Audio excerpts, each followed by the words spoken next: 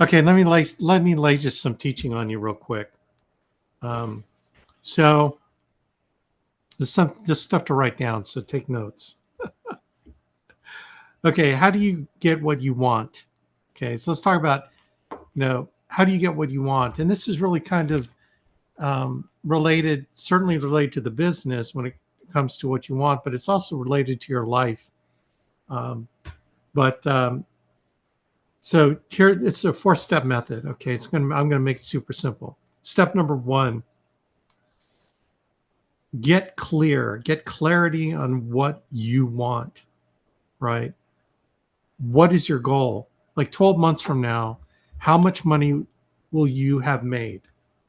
Right? Like pretend, this is August 7th, 2026, and you're looking back on the previous year. What is that number for you? Is it 100,000? Is it 225,000? Is it 350,000? What is that number? To be very specific, right? So have that in mind. What do you want? Step number 2: now that you have like a monetary goal, now the goal needs to be compelling. So make that goal compelling. In other words, it's the thing that you just have to do. And so why do you need to make that much money? What is urgent for you that brings out emotion in you, that it's the do or die? What's the do or die aspect of that monetary goal? So it's got to be compelling where, you'll run through a brick wall. You'll do whatever it takes. It's um, here's kind of the feeling I want to sort of inject to you is that, imagine if you're a loved one, a child was kidnapped and you had to do something to get them back, right? You would do whatever it took. Short of probably killing someone else, right? But it's got to be enough to where you would, it's like I'd trade my life for my child. Take me, kill me, but don't take my child. It's what is it compelling enough for you to run through brick walls? Okay, so that's number 2. So number 1 and number 2 are related, but number 1 and number 2 are probably the most important and the foundational steps to getting what you want. So number 1, be clear, have clarity on what you want when it comes to the numbers. Number 2, make it compelling, the emotional reason. I call it the why that makes you cry, right? And it can be, so the way to think about it is, because there are three or there are ways to think about this. What will happen if I get what my goal? Number 2, what will happen if I don't get my goal? Right? Number 3, what would happen if I didn't start doing the things now to get my goal? So those are some aspects on step 1 and 2. Step number 3, and this really comes from getting coaching and going to events so you can learn what the top people are doing. And number 3 is get the right strategies and the right guidance and the right process that you can plug into, that number 1, you believe in. Number 2, the people helping you believe in, right? Because they got to help you. They got to believe what you're doing is going to get you there. And number 3, they got to believe that your efforts and everything you're doing will get you there, right? But then, or actually, that's number 2. Number 3, you got to believe you can get you there. So it's really a belief, right? I mean, you got to believe in what you put in place or what we recommend, the game plan for you that's put in place for you to make it happen. It comes down to process. Everything really is a duplicatable process that you can scale. And so that's really the key. So it's one thing to be able to do something with $200 a month or week in investment, but can what you do scale to do 2,000 a week, right? Now, follow me on this one. If you can believe the results that you get with $200 a week in lead investments, why wouldn't you believe that you can get the same ratio results with $2,000 a week in investments? And here's where I found the real belief problem that agents have is they can sit at $200 a week in lead investment and make a certain amount of money. Maybe they're making, $1,000 a week, investing 200 a week. I'm just using a number. It could be really 1,500, but 200 a week gets them 1,000 a week, right? And so you can tell them all day long, well, look, if you did 2,000 a week, got 1,000 a week, you could probably do 2,000 a week, you get 10,000 a week, right? It's just algebra, right? What happens on the left side of the equal sign, you can do on the right side. The biggest one is doubling. So if you got 1,000 a week on 200, wouldn't you assume that if you did 400 a week, you get 2,000, right? But here's actually what happens if you believe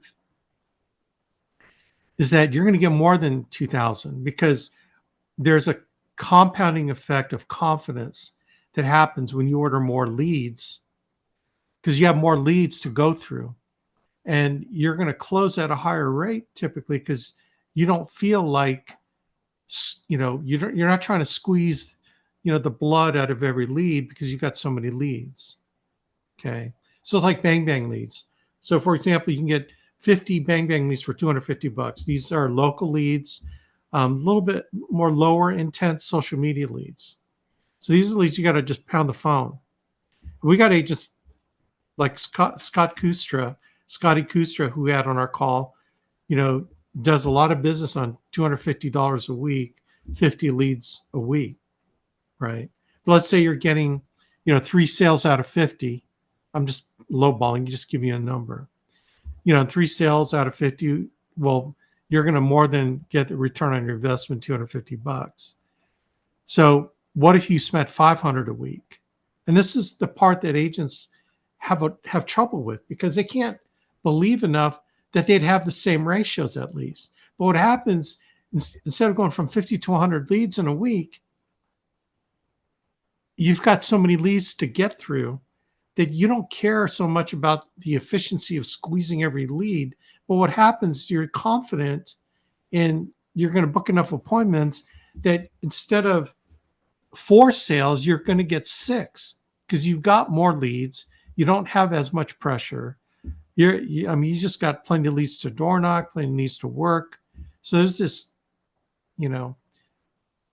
kind of concept of, the more leads you have, the more confidence you're going to have in closing because you're not freaked out because, you have fewer leads, you have more leads. But agents there's a thing in their head. And when I talk to someone about lead investment, I tell them, dude, you're already spending $500 on leads. It's just taking you 2 weeks. Okay, so what I'm talking about is compressing timeframes. Instead of $500 over 2 weeks, which is $250 a week for 2 weeks, why don't you do that all that $500 in 1 week? So some agents get a little intimidated because it just means they got to dial more. They have to make the commitment to work twice as hard. But at 50 leads, how hard is that? I mean, come on, you're not working very hard. You're barely part-time in my humble opinion, right? But when you double up, now here's the kicker. What if you had 400 leads a week, right? So here's the concept of lower efficiency, but easier selling. So what do I mean by that? Well, if you're doing, 1,000 a week, that's what, 500 leads, right? In your mind, you're going, no, is that right? That's 4 times. So 4 times 50 is 200 leads. Okay, you got 200 leads. And so this is the concept of burning through as many leads as you can to find the interested one to book appointments. So maybe your efficiency is lower, but you're burning through them. You don't care anymore. You just want the easy low-hanging fruit. So having more leads allows you to just do cherry picking on the low-hanging fruit. And you might have a lower ratio of sales, but it took you less time to get those sales. So you're getting all your investment out of it, right? So if you're spending 1,000, maybe you're turning in $5,000 in production, right? $6,000 in AP, and you've got a whole bunch you haven't even gotten to, right? So there's a sense of efficiency goes down, but it's easier to go through that many leads to find the good ones. Like, you don't give a crap about the ones that, you don't have to really care so much about trying to squeeze the blood out of all of them because you got so many of them. And then next week you just drop down another $1,000, and then boom, you're off to the races again, right? So there's kind of this concept and strategy of how you think about it. But the bottom line is getting it the right strategy and the right game plan to help you do what you need to do. And then what you do is you set yourself up for the next level of lead investment to ramp up. It's the analogy is like this. If you're ever played pool, most beginners are looking at just making the shot, right? But you get to the next level of playing pool, and the way you think is, after I hit this, where's my cue ball going to land where I can make the second shot? So I can make that first shot, but is my cue ball going to be in a position where I can make any other shot? And so when you're planning your shot, you're looking at how hard to hit it to where the cue ball is going to go. So you can set up your second shot. And that's how the excellent pool players, they're looking ahead, like several moves ahead, like a chess player, right? So same thing with working, the lead program is doing what you need to do every week to set yourself up for the next week. So how it works is, you're not looking to make money to pay your bills right now, right? You're looking to make money so you can leverage your next lead purchase, right, to get into that higher volume sale. And then you make money on the second week of lead purchase to invest in, so the idea is, I'm not paying my bills until I can really start rocking and roll with the lead program, with my skill level and working the leads and getting reps, right? And that's the hardest thing for a new agent to understand, is you need reps. It's like a quarterback getting reps with the first string, right? With the starting, group, right? When you get reps, you're going to be much more effective. The backup is the one that's got problems, because not only do they have less reps, they're not even repping with the first squad.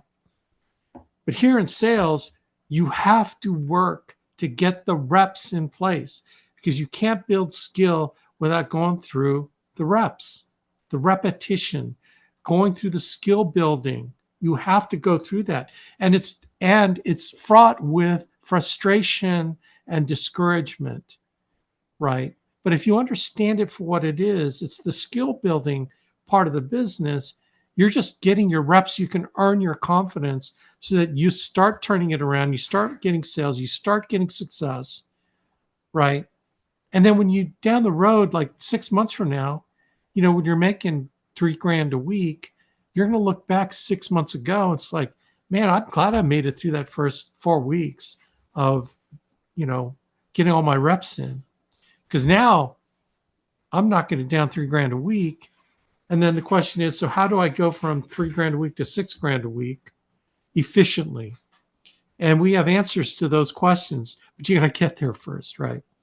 So number 3 is, you got to get the right strategies in place.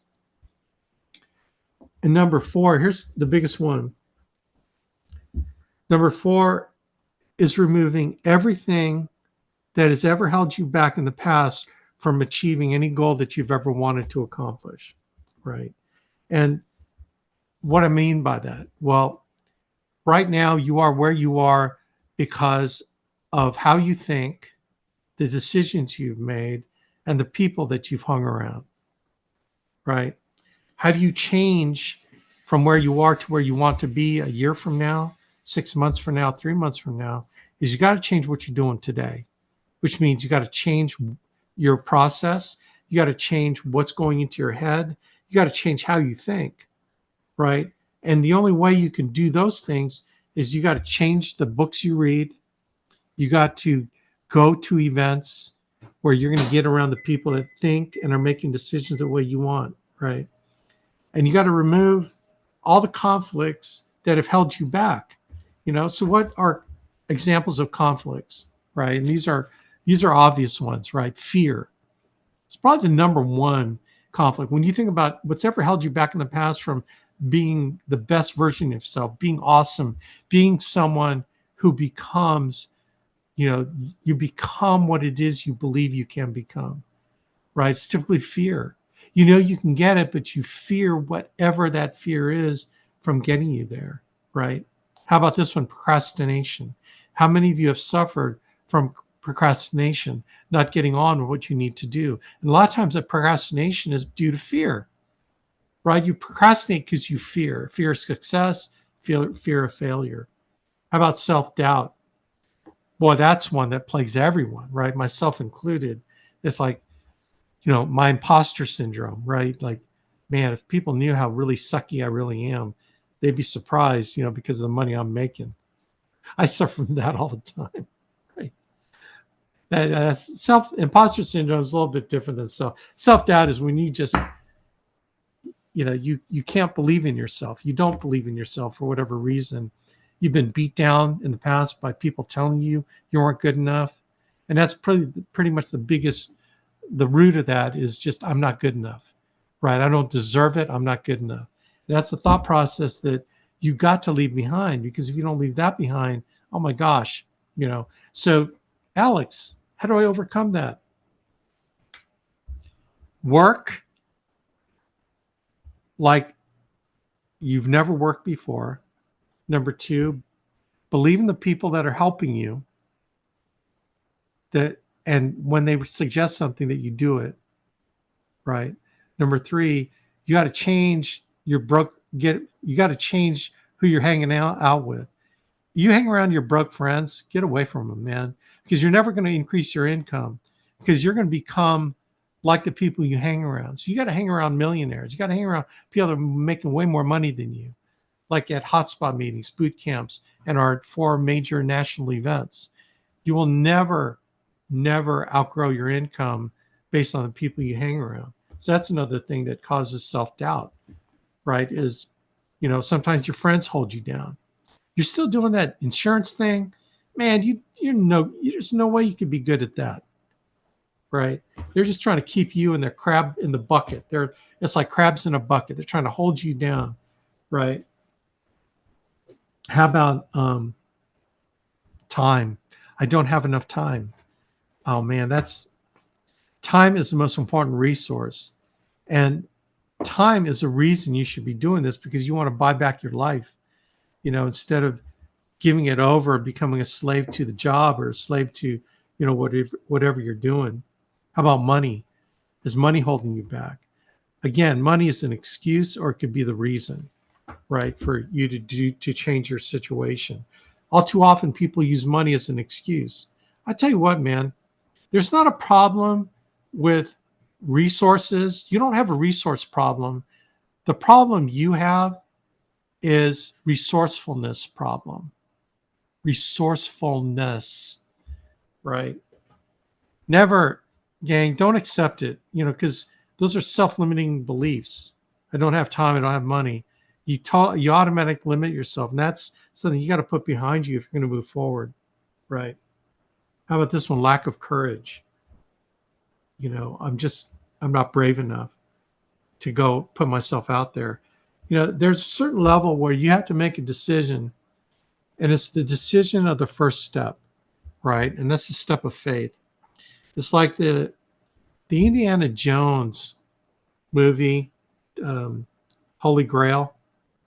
He's chasing the Holy Grail, and there's a land bridge. He's got to go to where the Grail is, but there's this chasm that's between him and the cave that the old knight is guarding, but he can't see the land bridge because the land bridge blends into the background.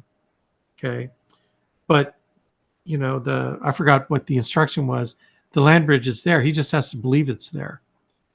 And so what I love about that film is he puts his hands on his heart, he puts his foot out and takes a step. And then you see the camera going from his perspective to the side perspective, which then it reveals the land bridge that's there, that's invisible to him from his perspective, right? Gang, you got the land bridge there. You just have to take the first step to believe that, that it is there. So it's acting in faith, using the courage that you have, that we're telling you it's there, so you got to believe it's there. In other words, you got to believe in you because we believe in you, right? Why would we believe in you? Because we believe that we did it. We did it when we were where you're at, right? It's like I've been through the minefield. I've been blown up so many times. Okay. Now I'm coming back to lead you by the hand through the minefield because I know where all the explosive mines are and I know the clear path. So you just follow me, because I'm following Andy Albright. Now, it doesn't mean you're going to step on a mine every once in a while, but you know what? You can recover, thank God, in this business. Okay. So what are those limiting things that are holding you back? And that's a serious discussion. This is one of those things where you got to really think about it, write it down, and understand yourself and where you are with these things. And here's what I promise you is that if you can figure out your why, the why that makes you cry, the why that you would die for, okay? And it's, we always relate everything to money, okay? But there's a money aspect to it, okay? That's why we're in this thing, okay? Because we need to make money to provide for our families. But it's more than money. If you can figure that part out, all of a sudden it's easier to have courage. It's easier to overcome self-doubt. It's easier to overcome fear, right? Because those are things that your why is big enough to overcome. That's why it has to be so compelling that your faith in what you want to accomplish is bigger than anything that holds you back, right? So anyway, how to get what you want. I hope that helps. I just threw that together and was not prepared to actually do that talk. So I hope that helped. Anyway, gang, thanks for plugging in. And you got to tell everybody that you played pool. Tell them who you played pool with, your story. You're a professional now with world-renowned political. Yeah. Okay, so we had a dinner with Ben Carson. So if you know Ben Carson, who was the head of Health and Human Services under Trump, and he's not now, but that's the position he served. And then he, as you know, he ran for president, and he was like one of the first. He is the first surgeon to separate conjoined twins, right? And did it successfully with the team. And he became, world famous. But we had a chance to have dinner with him because he was our keynote speaker at our last event. And so we paid a bunch of money to be in that room, But so Ben Carr's like, he's the coolest guy. But I tell you, the highlight of it was wife Candy. It is very true. What's behind every great man is a great woman. She just lights the room on fire. She's great. And he's just much more laid back personality, just really humble. But he's done some great things in his life. And so anyway, so before he was going to go out to speak, he said, "Hey, I want to play pool at that pool table because there's a pool table at the Alliance." And Andy said, "Hey, you want to play with Ben Carson?" I go, "Yeah." So Ben picked me to play with him. And so it was me and Ben against the other two agents, and Leventovich and Brandon Bulis. And it was just great. We had fun. We didn't finish the game. We were clearly winning. I can't say that. I don't play pool a lot. And, the physics in my head just did not translate from the cue hitting the ball. So anyway, and Ben wasn't having the best night of the world himself, but it was cool playing with Ben Carson. Here I am playing pool with Ben Carson. I was on his team.